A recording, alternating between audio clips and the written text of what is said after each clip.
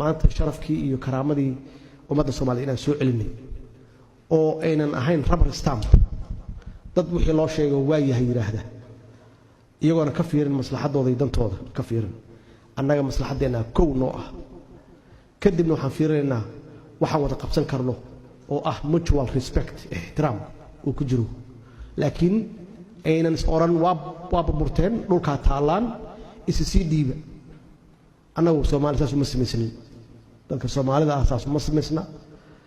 haddii dad khalad naga fahmeenna khasbiyan waxay fahmayaan sida hadda aan u shaqeeyno oo aysan ahayn wax annagu shakhsi ahaan aan jecelnahay iyo waxaan subaxdii la soo kacno aysan ahayn ay tahay waxa dalkan iyo dadkan dantu ah maxay iyaga naftooda danahooda ka shaqeysanayaan markay ku imaanayaan waxay ku sheeganayaan danahooda marka haddaad adiga danahaagi annagu maalayna ummadda Soomaaliyeed ee danahayna ka hadlin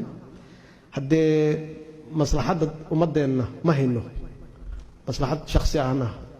ma aaminsanin qof halkan fadhiyo inuu aan isugu nimid waxaan isugu nimid ummadda inaga sugaysaa inaan maslaxadda guud aan uga shaqeyno ummadda Soomaaliyeed